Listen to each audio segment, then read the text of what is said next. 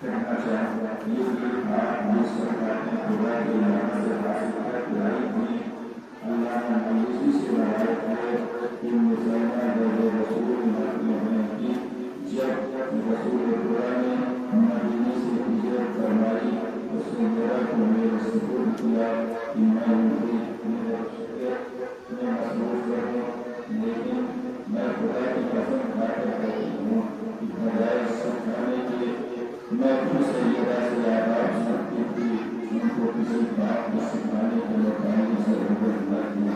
वो सबसे उत्तर तरीके से उन सब बातों को जानती थी। सोचने की बात है, तुमने शर्मा जैसी दर्जा रसूल जिनके बारे में इरशाद फरमाए, इसका मतलब है दुनिया की आम औरतों से करने का क्या सवाल पैदा होता है। हमने इस वजह को शिकायत करती है कि अंग्रेजों और मजबूरियों के बाद इबादत इलाही का मौका नहीं हो पाता, मगर इबादत के लिए वक्त दिया जाए, घर के फराइज पूरे नहीं हो पाते। मौलाना मोमिन का कौल है कि जनाब सैयदा बड़ी कसरत से इबादत गुजा करती थी, मगर उनकी इबादत की वजह से घर का कोई काम न रुका और न ही किसी काम में शिकायत पैदा हुई। घरेलू जिम्मेदारी बखूबी अंजाम देना और साथ में इबादत इलाही का लाना भजा लाना उसकी जितनी बेहतर मिसाल हमारी शहजादी के यहाँ मिलती है, वैसी कभी और दुनिया की जनाब सैयदा कोई मामूली भी नहीं थी। तमाम जहान आलम में सरदार और बादशाह दुनिया की नूर नजर थी, मगर इंतजारी का फर्शनास या अपने घर में कुछ झाड़ लेती थी और चौकी होती थी और भी बताती थी। लड़कों को नहलाती धुलाती और जिम्मेदारी भी करती थी।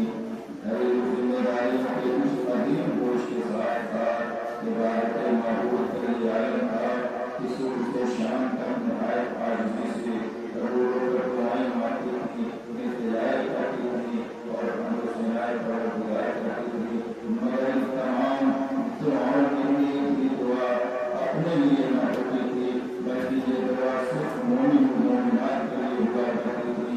क्या कहना है सैयदा आलमिया का कि जिसके जज्बे इंसान का जिसने मिस्र व नदी मिसाल नहीं दे सकती, बल्कि नामुमकिन है।